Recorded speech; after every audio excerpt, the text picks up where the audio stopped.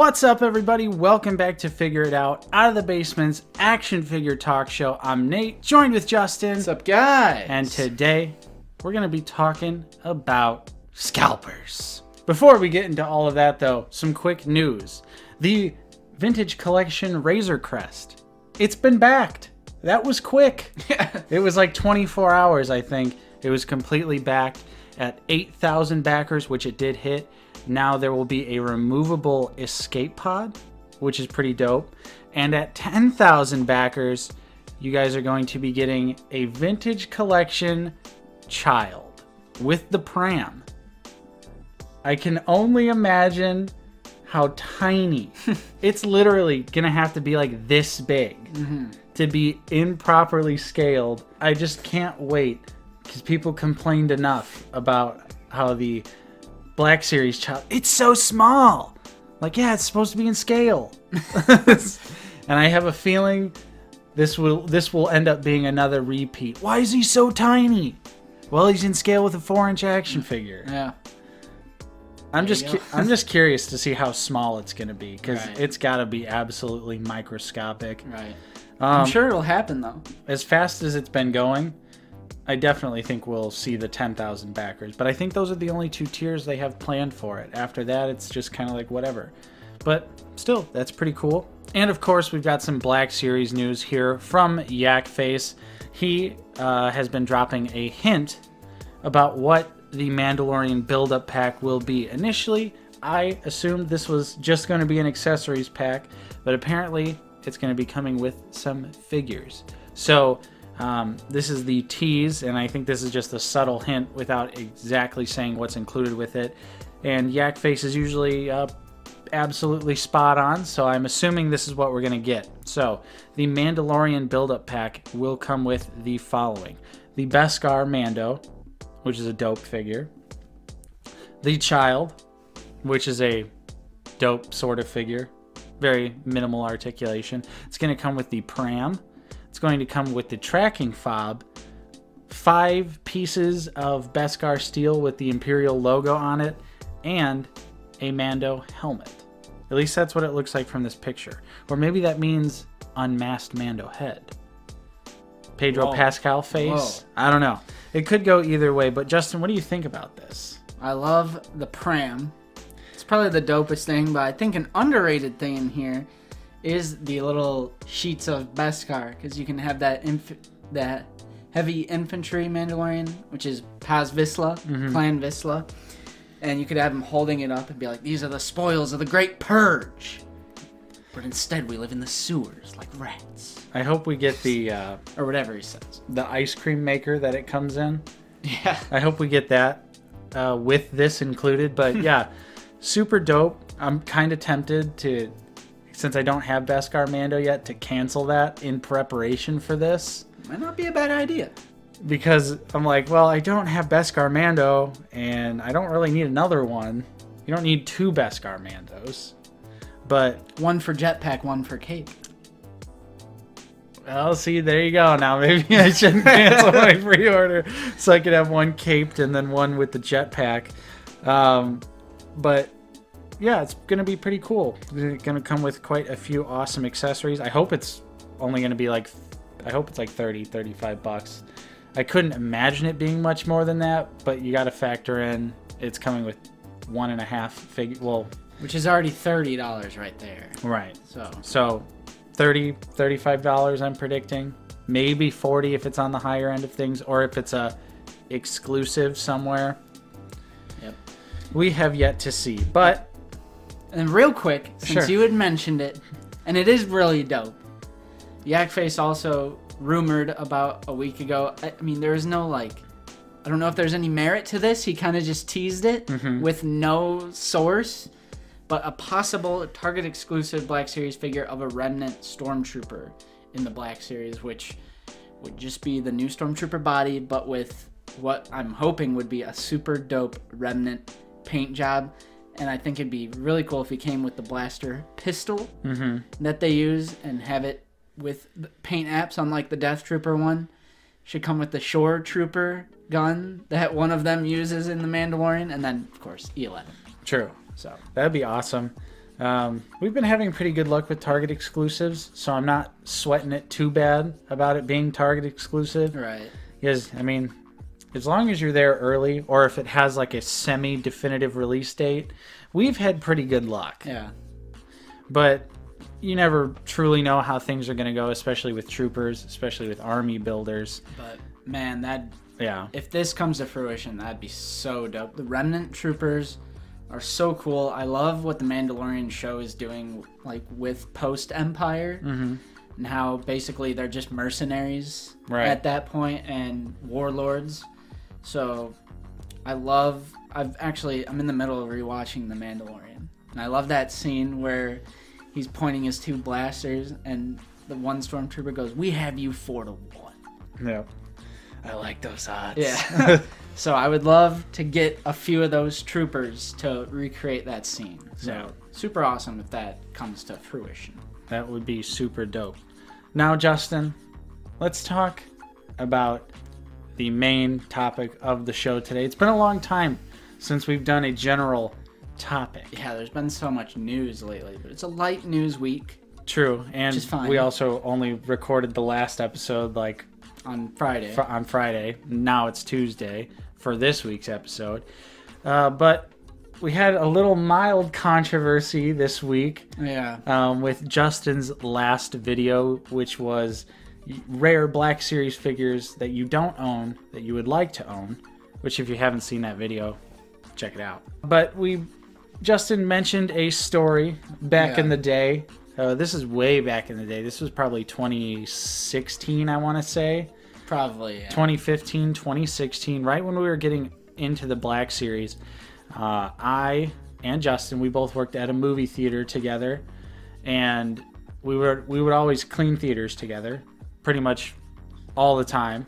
Yeah, one of the main things that we did. Because not to get too deep into talking about working at a movie theater, but cleaning theaters was the best thing to do, even though it was super stressful and it was gross. But I don't know why. No customer interaction. Pretty much, yeah. You didn't really have, thanks for coming. See you next time. That kind of deal. Yeah. But you didn't have to take anyone's order or anything. But anyways, somehow, some way, I don't remember exactly. Yeah, me neither.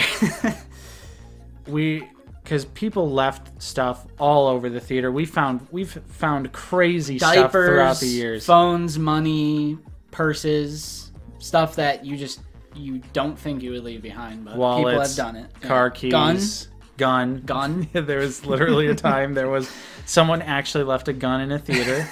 That was fun. But anyways, we found a clone trooper sergeant. I don't know if it was both of us. I think it might have just been me. Maybe. I just remember seeing it at like the manager station and being like, a Black Series figure? Yeah.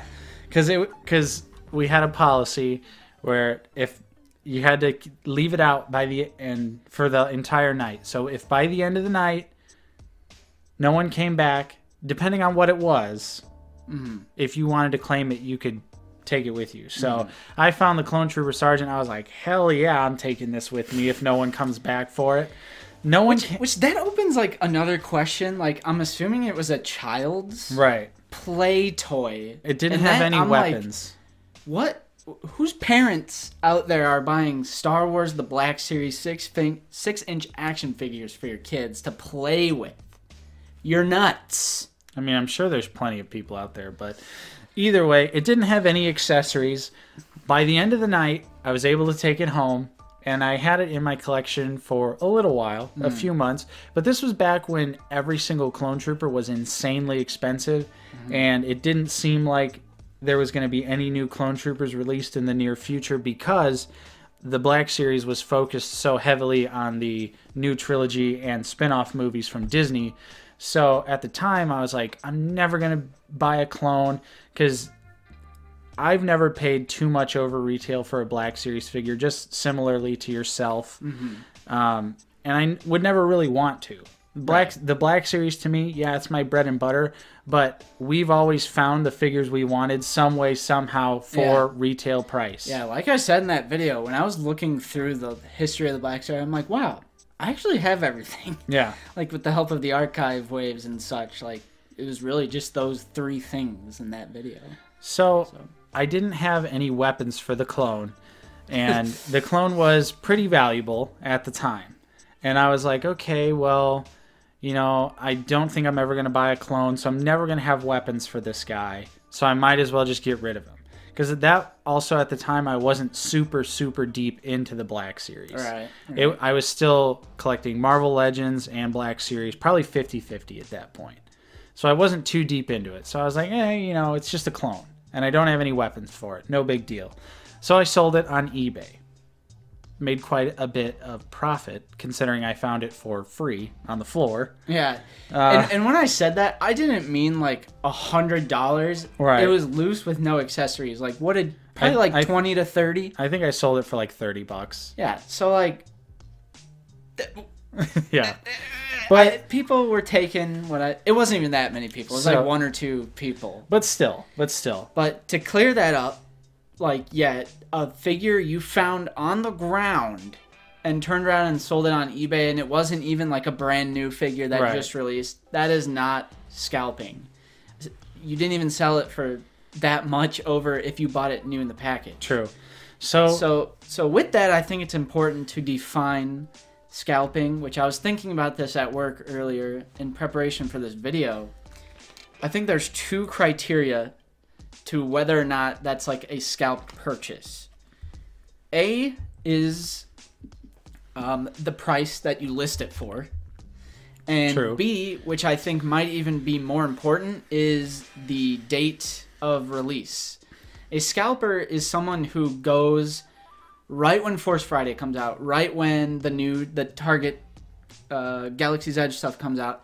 They clear the entire shelf only to resell everything on eBay. It's when you're buying multiples of the same figure only to resell it. Really, if you're buying more than 2, because I understand keeping one in box and having one, whatever. Mm-hmm. Like, that's a whole other can of worms. But when you're clearing those shelves and you're purchasing with the sole intent to resell on eBay at steep rates. So yeah, and an instant turnaround. Yeah, instant turnaround. So it's also important to mention, which this kind of has to do with yours, if you purchase a figure 6 years ago and those 6 years go by and it is attained an actual value and you decide to resell it for that value, that is not scalping because that figure actually attained that value over time. Yeah. When a figure just releases, that retail value is $20 if it's just a standardly released figure. When you take a brand new figure that is worth $20 and you have people paying 50, 60, 70 like we've seen especially in the Black Series, that is scalping because that is not a true value. That is... It's artificial value. Basically an artificial value and preys on desperation. Yep. And I think that's one of the biggest key components when it comes to scalping in general because it is a two-way street. The people who buy to resell are just as guilty as the people who buy these off of eBay because they're desperate, because they don't think they're ever going to find anything. And that's what always bums me out about it is because a lot of times if you just practice a little bit of patience, you will find especially stuff released by Hasbro. Yeah. Like other toy companies could be different, you know, but Hasbro, mass market, wide released figures, as long as you're diligent or you're watching online stuff like a Hawk, you're going to get the figures you want for an affordable price. They've simply repacked figures in future waves. They've done archive waves. They do 40th anniversary waves now. They will release something later down the road with like a deluxe pack like they're going to do with Beskar Mando. True. I think at this point, especially for the Black Series, you shouldn't buy anything for more than what it retails for because Hasbro has been doing such a good job of re-releasing things, making sure things are coming back on shelves. Even if you have to wait a couple years, like something with Cody, which obviously was insane. But look, here we are now with another opportunity to buy Commander Cody for regular retail price. And same thing with those 4 figures, like what was it, General Grievous, Wolf, Gamorrean Guard. Gamorrean Guard. Besides the point, I mean, there might be some exceptions for people who live outside of the U.S. Right. Or people who live out in the boonies. Like, I will say some collecting is significantly harder if you do live in, like, a super rural farmland out there. There's a lot of that in the U.S. There's a lot of boonies out here. True. So, I mean, you go 45 minutes pretty much in any direction from us and you're in the boonies. Right. But I understand that, and that's a great point. But at the same time, just get involved in the community. Pre-order. Yeah, or pre-order from websites. But of course, obviously, like stuff like Target, that's always a disastrous pre-order situation. Yeah. But my best advice to anyone out there that has trouble collecting in your area is just get involved with your community. Mm-hmm. I guarantee you there's local collectors, or you can meet collectors that live in more populated areas that are willing to, sell you these things for cost plus shipping. Yep. Which is what we do as well. Like I've done with friend of the channel, Jeremy, my figure culture, Jedi Hunter. Yep. That's how I got Commander Bly. Yeah. So, and I wouldn't have got Commander Bly otherwise. Nope. That would be a figure that I'm missing because it never went back up. Stores everywhere skipped that entire wave for whatever reason. Skipped that wave and the Attack of the Clones wave. Yeah. So, definitely just get a little more involved. Because the only way we can end scalping is because you're always going to have these scumbags who think they're going to put their kids through college. And some people will say like, oh, early bird gets the worm. Yeah. If I see valuable figures, I'm going to pick them up. That just goes into being an ethical collector. Like our friend at Toy Galaxy says. Yeah. Pick one up if you see one. And if you see two, leave one for the next collector. If we could all just have that mentality of not putting all these figures in your cart, like our Force Friday 2016 experience. Yeah. Standing in the Toys R Us line at midnight only for the first person in line to just... I remember that guy having like 5 Death Troopers or something stupid like that. Because we were going to confront him. I remember we were standing in the collector vector, and me and Justin, I was like, should we say something to this guy? Should we like go up to him and say something? Because we specifically were pretty much only looking for the Death Trooper that night. That was like our big #1 target, and. I mean, I guess the joke's on that guy because years later, those figures were worthless. We got so many Death Troopers for like $5-10 a piece. Yeah. But that's besides the point. But still, we were like, man, should we say something to this guy? Because it was ridiculous that he just was able to clear off the shelves like that. And I honestly think that in some part, it's also the retailer's fault in that they should be enacting purchasing limits, especially for their exclusive releases. Especially when you have people lining up for product. Because, like, I understand, like, they're a business. Like, they don't, like, your typical employee would look at that like, oh, it's a product. They're just buying, like, it's like the same thing as, like, if they were buying a bunch of bananas. Like, they don't look at that as, like, oh, this person is being unfair to the rest of the people that are here. But we have been at some places where they limit one per character. Like, True. They did that with Amiibos, I think Toys R Us did, right? Well, they just did it to us with Galaxy's Edge figures too, but it depends also on varies. It depends on the employee, it depends on the location. Right. Is just like what happened in our Galaxy's Edge vlog. One target, no character limit, buy whatever you want. The next target, you only get one of each character. So it was like depending on where you went was depending on where there would be limits, but I think there just needs to be, especially for exclusives, like a one per customer, 2 per customer, something like that. General release figures, maybe those are a little bit more fair game. Yeah. But when it's an exclusive and you can only get it at one place, then I think it should be a little bit tighter.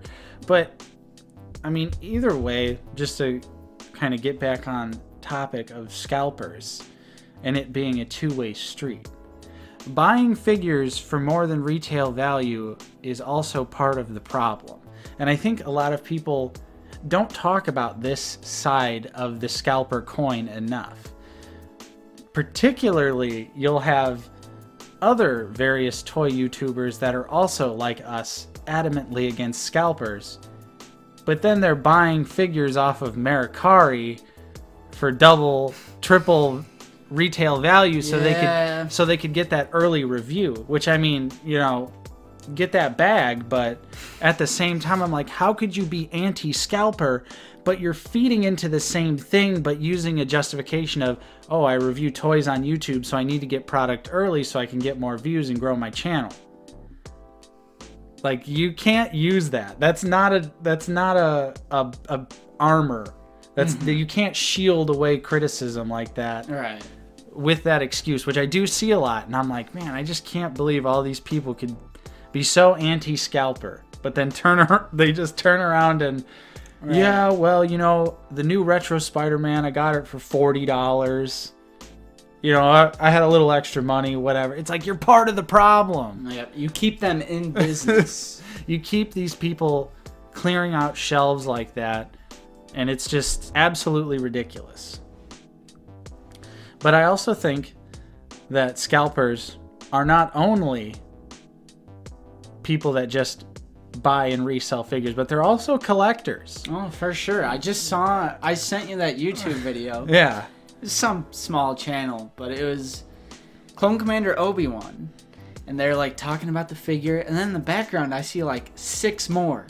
And then at the end of the video they're like, oh, you know, this is a great figure. If you guys want to pick it up, I'm selling them on my eBay page for $40 each. Or like something yeah. like that. I'm like, that's a scalper. I actually went to Walgreens and I caught a random restock of the Clone Commander Obi-Wan Kenobis. As you can see, I have 3 extras now. I bought all of the ones they had. I did list these because I already have mine, so if you guys want to purchase this really cool figure, these are going to be listed for $35 each. I'm based in Chicago, so shipping should probably be about $10 to the US. Yeah. But this person was also a collector, so it definitely, they can be collectors or not collectors. Most of the time they probably are collectors because they're involved in the toy community. They have, you know, they have knowledge of the toy community. So, but you'll also see that justification is, well, I'm a collector. They claim that they're helping other people by buying figures so other scalpers won't get them. Yeah. But it's like this weird subculture within scalpers of people who are like, I'm helping my fellow collectors because I'm a collector, but I bought these super hot figures, and instead of charging you $20 extra, I'm only charging you $15 extra because at the end of the day, I did have to drive around and pick these up. Yep, I know exactly what you're talking about. And it's like, that is just as scummy. But I think at the end of the day, Justin, we could all use a little bit more patience when it comes to purchasing action figures. Absolutely. Fear of missing out. FOMO is real, and I understand that. I've personally been a victim of FOMO, but especially with Black Series figures, it's just like, think about the Galaxy's Edge stuff. Super hard to find for what, a week? And now they're already restocking it, and there's tons of people finding it. Finding tons of Hondos. We did encounter a possible scalper. That is true, but just exercise a little bit of patience, because chances are things get re-released, especially when it's mass market figures, especially when it's Hasbro. Might take them a little bit of time, a year or 2 or 5. They'll get around to it. If Commander Cody can get a re-release, any figure can get a re-release, because I think without a doubt that's probably was the most expensive single Black Series figure up until a couple months ago, which people are still buying it for $70, $80. Stop, he's coming out next year. Just don't. Same thing with Wolf. Wolf is available for pre-order right now on most major toy retail websites for $20. And he's still selling for $40 to $60 on eBay. Recent listings. Sold listings. Sold listings, and it's blowing my mind. I'm Yeah. like, do these people not realize these figures are literally coming out again? Yeah. But I think if there's any takeaway from this video is just to at least know what scalping is and is not. Simply selling, like if you have your collection and you decide to sell it one day, selling each figure for its respective value, no matter how high, is not scalping. No. Again, a figure is possible to attain a genuine value. So for example, like Anakin before the archive line, like Anakin, Darth Maul, those figures had been released for years and they were going for super high prices. That's a real value. Mm-hmm. Clearing off an entire shelf and listing everything on eBay for $80, that is scalping. It's that artificial value and preying on people's desperation. They're also, like, it's not just action figures either. There's scalping in video game consoles. Shoes. Like we've actually seen, due to the coronavirus, there was a spike in video game console sales, and there were people scalping consoles. Mm-hmm. Specifically Switches. Yeah, buying a Switch and just immediately relisting it for like 500 or 600. I remember those egg toys that it was like a children's toy. Hatchimal. Yeah, Yeah. people were scalping Hatchimals. Yeah. I mean, it's something that has always existed, Right. and I think will always exist to some degree. But you gotta rise and grind, Nate. Yeah. If there's profit to be made, you might as well. Yeah. You might as well be a drug dealer, you scum. So I think it's important to know the definition of scalping. And again, this is all just our opinion, of course. That's the point of this whole video. Because I'm sure there's going to be people commenting, oh, rise and grind. Uh-huh. If there's money to be made, I'm going to do it if I see the value. This is America, baby. You two sound like a bunch of sore losers. What's the matter? Didn't get your turtles? We got our turtles. We got them. Yeah. Because again, just pre-order. If you commonly fall victim to scalping, just pre-order your figures. 99% of places will not charge your card until it ships. Amazon, Hasbro Pulse, etc., etc. Again, I know the Australian people in our subscriber pool are going to be commenting. Perhaps our Canadian brothers, our UK brother, we get it. We understand you don't have access to Hasbro Pulse, and that sucks. They should do international shipping. Well, Canada does. Yeah, Canada. But UK and Australia, basically probably the two biggest countries for collecting other than. Bottom line, I am not a scalper. You are not a scalper if you have a figure that is years or even sometimes months old that has accumulated value and you choose to sell that figure. If I took this carbonized Sith Trooper right here and sold it on eBay right now for its appropriate value, that would not be scalping. That would be selling the figure for its appropriate value.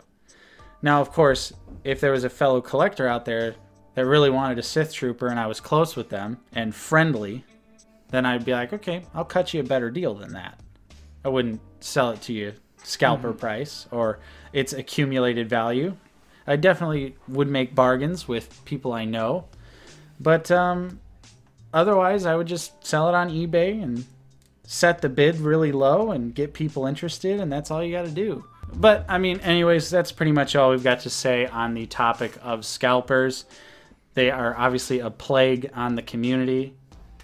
Buying from scalpers is just as bad as being a scalper yourself. So, what do you guys think about scalping? What is your personal definition of scalping? Let's talk about it in the comments down below. Anyways, if you enjoyed our episode, don't forget to leave a like. Subscribe if you are new. We're always talking about action figures here on the channel, mostly Black Series, with a little bit of NECA and a little bit of McFarlane thrown in every once in a while. Anyways, I'm Nate, joined with Justin. See you guys later. We will see you guys next time on Out of the Basement.